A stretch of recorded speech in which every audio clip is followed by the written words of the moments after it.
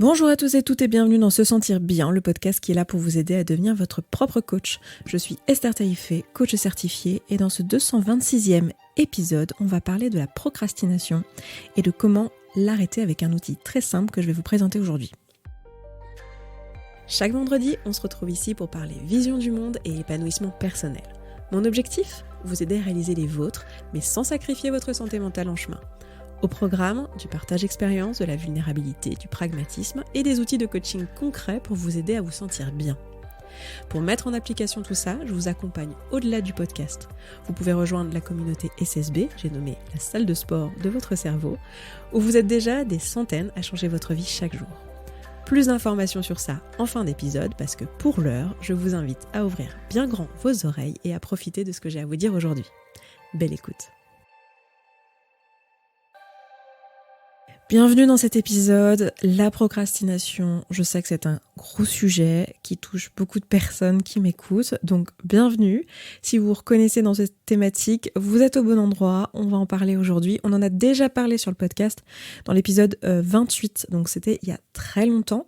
Si vous n'avez pas déjà écouté cet épisode, alors il n'est pas du tout nécessaire de l'avoir écouté pour écouter ce que je vais vous dire aujourd'hui, mais il y a des choses dedans, des réflexions qui sont différentes, où je vous donne un petit peu des bases que je ne vais pas forcément donner ici sur le sujet, puisque j'ai surtout pour intention aujourd'hui de vous donner un outil particulier et un angle qui, je pense, est quelque chose d'un peu nouveau si vous êtes déjà formé au sujet, si vous êtes déjà informé sur la question de la procrastination et que vous avez déjà essayé plein de choses. Je pense que ce que je vais vous proposer aujourd'hui est un petit peu nouveau et va peut-être vous donner une piste supplémentaire et une piste différente, alors que ce que je vous disais dans l'épisode 28, c'était vraiment les bases. Après, c'est toujours bon d'avoir des épisodes comme ça de base, donc si ça vous parle, n'hésitez pas à aller l'écouter. Ça se trouve du coup sur sesentirbien.coach/podcast/28 puisqu'il s'agissait de l'épisode 28. Donc déjà, commençons par qu'est-ce que c'est que la procrastination ? La procrastination, c'est l'action de tout remettre à plus tard. Et vous vous reconnaissez peut-être là-dedans, mais c'est ces situations où en fait vous avez un mémoire à écrire ou un rapport à faire et que vous avez 3 mois, 6 mois, 1 an devant vous et en fait les semaines passent, les mois passent, vous n'avancez pas malgré le fait que vous êtes fait le temps, que vous l'avez peut-être déjà mis dans votre agenda, que vous avez déjà peut-être plein d'outils, que vous avez déjà essayé plein de choses et en fait à chaque fois vous vous retrouvez à tout faire à la dernière minute. La procrastination, ça peut aussi prendre la forme suivante qui est ces actions, ces choses, ces projets que vous avez envie de faire sur lesquels vous procrastinez pendant des mois, des années, toute une vie.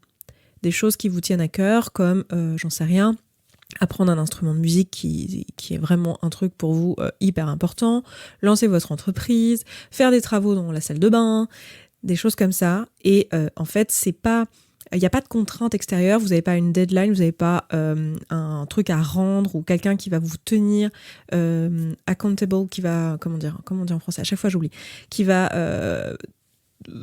être là en fait pour créer du cadre et vous obliger à finir le projet. Du coup, ces trucs-là ne se font jamais et c'est juste désagréable en fait. C'est pour ça qu'on en parle aujourd'hui. Le vrai problème de la procrastination, c'est que d'une part, ça vous empêche de faire les choses que vous aimez, qui sont importantes pour vous. C'est ce que je vous disais dans l'épisode 28, où en fait, souvent, ça va nous empêcher de faire les choses qui sont importantes mais non urgentes. Et du coup, on se retrouve comme ça avec des choses vraiment importantes pour nous qui ne sont jamais faites. Donc ça finit par entacher notre confiance en nous, notre estime de nous, et même juste notre bonheur dans notre vie. En fait, ça finit par être déstabilisant, parfois même par faire baisser l'estime de soi, parce qu'on se dit mais en fait c'est hyper frustrant de me dire que j'ai envie de faire ces trucs-là, je les fais jamais, et on finit par perdre confiance en nous parce qu'on se dit mais en fait ça sert à rien que je me mette des objectifs parce que je sais très bien que je les ferai jamais si j'ai pas une contrainte extérieure pour me mettre du stress à la dernière minute. L'autre problème avec la procrastination, c'est que même quand on a une contrainte extérieure, une école qui attend de notre part un mémoire ou un boss qui attend de notre part un livrable au boulot, en fait, c'est toujours fait dans le stress, ça nous met dans un état physique, émotionnel qui est désagréable. Et en plus de ça, c'est pas forcément fait de la manière dont on aurait aimé, parce que si on l'avait pas fait dans le stress et dans la dernière minute, on aurait peut-être fait les choses différemment, on aurait peut-être été, on aurait fait peut-être un travail que nous on juge de meilleure qualité que ce qu'on peut faire quand on se retrouve finalement à écrire un mémoire en 3 jours, quoi. Donc, c'est un vrai problème, ça crée de l'anxiété, c'est gênant sur l'hygiène de vie, si pour peu que vous ayez finalement cette idée de vous parler de ça aujourd'hui, c'est venu parce que, en fait, dans la commu, cette semaine, j'ai fait un coaching de groupe où plusieurs des personnes que j'ai coachées, je vous fais un coucou d'ailleurs si vous écoutez ce podcast, vous vous reconnaîtrez, ont amené cette problématique et elles sont à leur compte. Il s'agit de femmes qui sont à leur compte et qui travaillent donc dans leur entreprise personnelle et aussi en freelance. Et en fait, elles me disaient que leur problème, alors c'était pas exactement le même l'une et l'autre, mais que la problématique c'était que voilà, quand il y avait un client qui attendait un livrable, alors là, les choses se faisaient. Quand il n'y a pas de client qui n'attend pas de livrable, et bien en fait, les choses peuvent procrastiner pendant très très longtemps. Et donc les choses vraiment importantes pour elles ne se font pas dans leur entreprise. Par contre, c'est toujours les clients qui passent devant et les choses, à faire sont faites dans une forme d'anxiété. Et en fait, on en parlait, et le vrai problème long terme sur lequel je pense, il y en a parmi vous qui vont se reconnaître là-dedans, c'est qu'en fait, quand on fait des métiers comme ça, en particulier, ça finit par être un problème parce que ça va devenir une hygiène de vie, en fait. Si vous vous bossez en tant que freelance pour des clients ou que vous bossez dans votre propre entreprise et que vous devez à chaque fois, pour que les choses soient faites, qu'elles soient faites à la dernière minute, juste avant la date butoir qui fait que vous ne pouvez plus faire autrement, c'est-à-dire qu'en fait, en permanence, vous travaillez dans le stress et vous travaillez sur des temps extrêmement courts et intenses. Et du coup, en termes d'hygiène de vie long terme, si c'est votre métier, c'est sûr que c'est pas tellement souhaitable, quoi, parce que là, le niveau d'anxiété que ça crée, plus de manière générale, le sommeil qui est impacté, l'alimentation qui est impactée, parce que quand on n'a plus que 3 jours pour livrer un truc qui en fait aurait dû demander 3 semaines de travail, on se retrouve à commander des pizzas, à se doper au café pour réussir à faire le truc et à faire que 3 ou 4 heures de sommeil par nuit. Et c'est sûr que si c'est juste une période, genre un rush une fois dans l'année, une fois dans notre vie, une fois dans une période, hein, si vous avez passé des concours dans votre vie, peut-être que vous avez fait ça une fois dans votre vie, voilà, l'année de vos concours, bon, ça passe. Mais si c'est votre métier, c'est sûr que ça paraît être une stratégie pour arriver au bout des projets qui n'est pas viable. Et même si c'est pas votre métier, je pense aux étudiants, si vous avez plusieurs années comme ça à faire d'études, avec plusieurs semestres, plusieurs examens, etc., qui vont durer sur des mois et des années, je sais de quoi je parle puisque je l'ai vécu là récemment, ça peut être intéressant de savoir faire autrement pour gérer ces projets et avoir une autre possibilité. Alors, ce que je vous disais dans l'épisode 28, c'est que la première chose pour moi à faire dans ces cas-là, c'est déjà de s'assurer que les choses en question, les choses sur lesquelles on procrastine, c'est bien des choses qu'on a réellement envie de faire. Parce que très souvent, on se met un petit peu une pression à vouloir faire des trucs parce qu'on pense que c'est un truc bien à faire, parce qu'il faut, je dois, tout ça. Mais en réalité, c'est pas nos objectifs à nous, c'est plutôt les attentes de la société, c'est plutôt les attentes peut-être de nos parents, peut-être de notre famille, de notre conjoint, de notre boss, de ce qu'on se dit qu'on devrait faire pour être une bonne personne, et pas tellement quelque chose qui nous tient vraiment à cœur. Donc déjà, c'est la première chose que j'ai envie de vous proposer, surtout si vous êtes dans le cas où vous procrastinez sur des trucs qui n'ont pas de date butoir et qui se font jamais. Assurez-vous déjà dans un premier temps que vous avez vraiment une envie qui vous appartient de faire ces choses-là. Si on reste dans l'exemple de l'entrepreneuriat, c'est assez facile, mais pensez aussi, je parle aux personnes qui ne sont pas du tout entrepreneuses et qui écoutent ce podcast, pensez à des choses comme, j'ai toujours voulu arrêter de fumer, j'ai toujours voulu me mettre au piano, j'ai toujours voulu apprendre l'espagnol, vous voyez, toutes ces choses-là, est-ce que réellement c'est vous qui en avez envie, ou est-ce que vous dites, ce serait quand même bien que j'apprenne l'espagnol, parce que j'ai des origines d'espagnol et ça craint, je sais toujours pas l'espagnol, et ma grand-mère, elle aimerait bien que je tâche l'espagnol, vous voyez. Est-ce que ça vient de vous, est-ce que ça vient de l'extérieur ? Donc, déjà, posez-vous en honnêteté avec vous-même à ce sujet-là. Ensuite, je sais qu'il y en a beaucoup parmi vous qui, oui, ont réellement envie et ça vient d'eux, et pour autant, ils n'y arrivent pas, et ça rend fou. Hein. Je me mets à votre place, et je le sais, je l'ai vécu aussi, on l'a tous vécu, c'est humain. Ça rend fou, parce qu'on se dit, ce truc, je le veux, c'est moi qui l'ai décidé, c'est moi qui me suis mis ce projet, et je suis pas foutu de le faire, alors que je sais comment, j'ai tous les outils, et je n'y arrive pas. Je pense que j'ai quelque chose pour vous qui devrait pouvoir vous aider.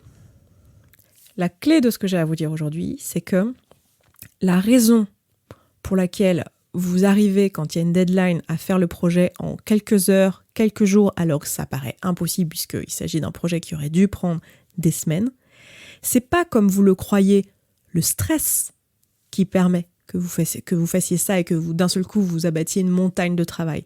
C'est pas le stress. En réalité, c'est l'état de flow. C'est le fait que vous êtes dans l'état de flow à ce moment-là. Et du coup, vous pouvez abattre ce travail. Et c'est cet état de stress qui vous permet d'accéder au flow. C'est-à-dire que là, vous n'avez plus le choix. Vous êtes obligé de vous mettre dans l'état de flow. Alors, je ne sais pas si tout le monde ici connaît l'état de flow. J'en ai parlé dans un épisode, c'était l'épisode 68. Donc, si vous n'avez pas écouté cet épisode, il y a tout un épisode à ce sujet.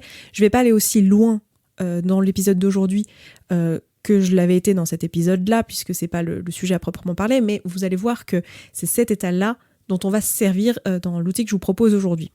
L'outil ou l'angle de vue, en fait. Parce que bon, outil, c'est un bien grand mot, mais vous allez comprendre ce que je veux dire. En fait, si on comprend qu'en fait, c'est cet état de flow qui fait qu'on arrive à abattre autant de travail et que c'est cet état de flow qui fait qu'on attend la dernière minute pour le faire, alors on a tout gagné. L'état de flow, c'est quoi ? C'est un état psychologique dans lequel qui est extrêmement agréable en fait. Un état psychologique dans lequel on est ultra concentré sur une tâche et on se retrouve à perdre toute notion de l'espace et du temps et on est dans une espèce de tunnel. Vous savez, souvent on utilise ce mot un peu tunnel. Donc on va perdre toute notion d'espace et de temps. On va avoir un sentiment de maîtrise et de contrôle parce qu'en fait on sait exactement ce qu'on a à faire. Et à quel endroit ça doit se terminer. C'est-à-dire que c'est cadré, en fait. Typiquement, quand vous passez un examen, que vous avez 1h30 pour faire le sujet qui vous est donné, vous vous mettez dans le flow assez rapidement parce qu'en fait, vous savez ce que vous devez faire. Vous avez 12 questions. Il faut que vous fassiez les 12 questions et que vous lisiez le texte et que vous répondiez aux questions. Vous savez combien de temps vous avez, 1h30, et vous vous mettez dans un état de concentration intense. Et en fait, cet état-là, c'est un état psychologique extrêmement plaisant. Parce qu'en fait, c'est un état où vous êtes à la limite de votre capacité intellectuelle. C'est-à-dire que vous êtes quand même dans un truc où, pour pouvoir être dans le flow, il faut que vous puissiez, vous sentiez stimulé par la tâche et que la tâche, elle soit à votre hauteur. C'est-à-dire que si l'examen est beaucoup trop dur pour vous et que vous ne savez pas du tout de quoi ça parle et que c'est une langue que vous connaissez pas ou c'est un examen que c'est pas à votre niveau, en fait, vous n'allez pas être dans le flow. Vous allez perdre de l'intérêt, vous allez regarder un peu à droite, à gauche et vous n'allez pas rentrer dans cet état de concentration. Si c'est trop dur pour vous. Et si c'est trop facile, c'est pareil. Quand c'est trop facile, en fait, on se désintéresse également. Donc là, typiquement, les états de flow, donc je vous donne l'exemple d'examen, mais vous pouvez avoir un état de flow quand vous êtes dans une conversation avec quelqu'un, une conversation qui est passionnante. La conversation, c'est pareil. Si la personne est passionnante, que la discussion est passionnante, et que c'est un truc qui vous parle, et que vous avez un temps devant vous, et que vous voyez exactement où vous voulez en venir, et que vous êtes sur votre sujet, vous avez votre idée dans la tête de ce que vous voulez dérouler comme idée, alors vous pouvez très bien vous retrouver dans l'état de flow dans le cadre d'une conversation. Alors que y a d'autres conversations où en fait pas du tout. Vous bullez, vous êtes dans votre tête parce que la conversation vous intéresse pas, c'est un sujet qui vous parle pas, ça vous challenge pas, soit c'est des choses que vous aviez déjà comprises et auxquelles vous avez déjà réfléchi et pour vous c'est pas très intéressant, soit c'est juste un sujet qui vous passionne pas, qui vous intéresse pas et voilà. Et en fait, ce qu'il faut comprendre, c'est que quand vous vous retrouvez à la dernière minute à abattre tout un tas de travail, en fait, vous n'avez plus autre choix que de vous mettre dans cet état-là. Et cet état-là, il est extrêmement plaisant, en fait. C'est un état un petit peu euphorisant. Et ce qui est intéressant, c'est qu'en fait, en discutant avec les coachés dont je vous parlais pendant la session de coaching, c'est comme ça qu'on est arrivé à cette conclusion, parce que je sais pas si tout le monde ici sait comment on construit une session de coaching, mais en fait, moi, je n'ai pas les réponses. Quand je coach quelqu'un, je ne sais pas du tout quelle est la bonne solution pour elle. Donc, ce qu'on fait, c'est que je la guide avec mes questions, je la guide pour qu'elle trouve sa propre solution. Et c'est grâce à mes coachés qu'on est arrivé à la conclusion que le flow avait un rôle à jouer. En tout cas, dans le cas des personnes que j'ai coachées ce jour-là. Et je me suis dit que c'était un super outil à vous proposer. Et en fait, la raison et le cheminement de pensée qui nous amenait à trouver ça, c'est qu'en fait, il y a toujours un bénéfice secondaire. C'est-à-dire que si vous avez envie de faire quelque chose et que vous ne le faites pas, vous avez une raison. Ça vous apporte forcément quelque chose. Alors souvent quand je vous pose la question, je dis mais alors pourquoi tu le fais pas ? Quel est le bénéfice ? Qu'est-ce que ça t'apporte de pas faire ton truc alors que tu as dit que tu voudrais le faire et que c'est quelque chose qui apparemment te plaît et que tu as envie de faire ? Pourquoi tu le fais pas ? Souvent vous me dites je sais pas, il n'y a pas de raison. Et en fait il y en a forcément une et cette raison c'est un bénéfice secondaire. Et là, il y en a une des deux qui m'a dit un truc, qui m'a amené sur cette piste, qui est, en fait, quand je le fais à la dernière minute, c'est grisant, en fait. Ça me stimule parce que je me vois abattre le boulot en quelques jours, en quelques heures. Et y a un sentiment un peu de puissance. Tu m'excuseras si tu écoutes ce podcast parce que je sais que je ne suis pas en train de reprendre exactement tes mots, mais tu as compris. Je sais que tu m'en voudras pas. Et pour vous, je pense que j'essaye juste de vous expliquer un petit peu ce sentiment-là qu'on pourrait avoir à ce moment-là. Et donc, ce qu'elle me décrivait, c'était un truc de, tiens, sur ce moment-là, en fait, c'est plaisant. C'est ça qui m'a mis dans la piste. Je fais, mais en fait, à ce moment-là, ça te met dans le flow. Et il y avait une autre chose qui m'a interpellée dans ce qu'elle disait, c'est que c'était aussi une façon pour elle de ne pas y passer davantage de temps. Un sentiment que si, en fait, au lieu de le faire en 2 jours, en fait, ce projet, on se disait qu'on allait le faire sur 3 semaines, etc., en fait, au final, on allait y passer plus de temps qui n'est du coup pas utilisé pour faire d'autres choses qui sont passionnantes aussi et qu'on a envie de faire dans nos journées. Et en gros, il y a un peu cette peur, dans ce cas-là, de pas être efficace finalement, et de refaire les choses plusieurs fois, que ça soit ennuyeux, et finalement de changer d'avis, de se laisser l'espace finalement de remettre en question le travail accompli. Du coup, là, il y a un truc intéressant. C'est qu'en fait, une fois qu'on a compris ça, on comprend qu'en fait, c'est pas tellement que, soi-disant, on est quelqu'un qui travaille que dans le stress et sous la pression, et que c'est que comme ça que nous, on arrive au bout des projets, ce qui est absolument pas vrai. C'est plutôt que quand vous êtes dans le stress et dans la pression, vous vous mettez automatiquement dans le flow. Et qu'en fait, le reste du temps, vous n'arrivez pas à vous mettre dans le flow. Pourquoi ? Parce que le reste du temps, il y a des pensées du genre « c'est bon, j'ai le temps ». Vous perdez de l'intérêt en fait. « C'est bon, j'ai le temps, je pourrais le faire plus tard, là j'ai pas envie, je suis plus intéressée par un autre truc, c'est pas très grave, tant pis si j'avance pas ». Et toutes ces pensées-là qui vous empêchent de rentrer dans le flow. Donc la solution et l'outil que j'ai envie de vous proposer aujourd'hui, il est tout simple.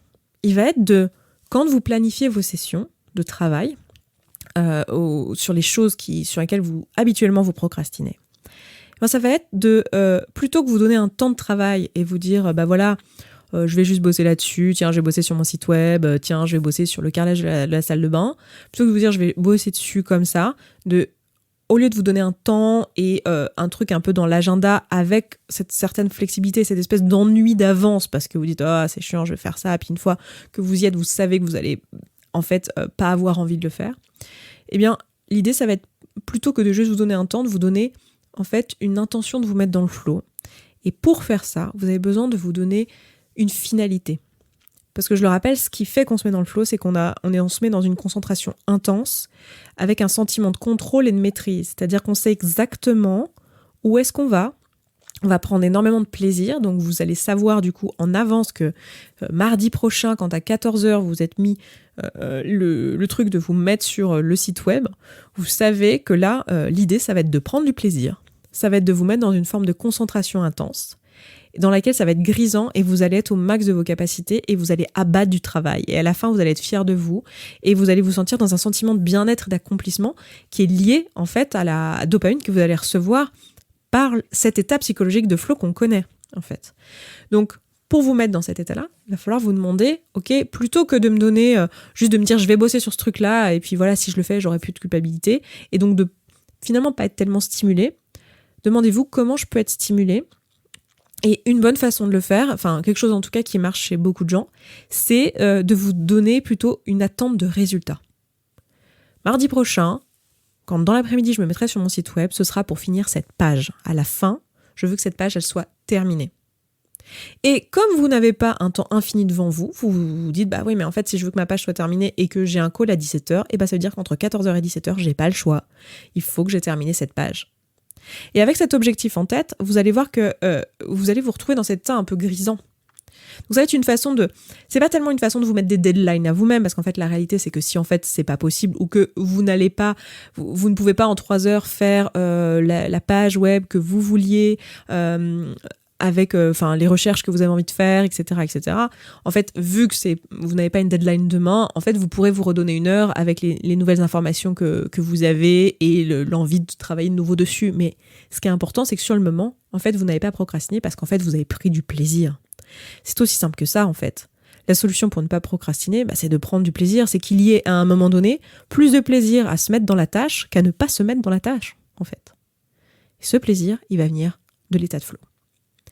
Donc voilà pour ce que j'avais à vous partager aujourd'hui, cette petite angle de vue et cet outil-là qui est de vous poser la question de préparer vos sessions de travail en vous demandant comment je peux prendre un maximum de plaisir en me mettant dans l'état de flow. Qu'est-ce qui va me créer cette envie de me concentrer et ce sentiment de contrôle et d'accomplissement dont j'ai besoin pour ne pas procrastiner sur cette tâche et prendre un maximum de plaisir à faire ce truc qui, je le sais, est plaisant pour moi. C'est vraiment un truc que j'ai envie de faire, c'est un truc qui me plaît, c'est un truc que j'ai choisi. Donc comment je peux le rendre grisant le temps de ma session de travail. Voilà pour ce que j'avais à vous partager aujourd'hui. Je m'arrête là pour ce podcast. Je vous embrasse. Je vous souhaite un excellent vendredi, enfin une fin de vendredi parce que j'enregistre ça le soir.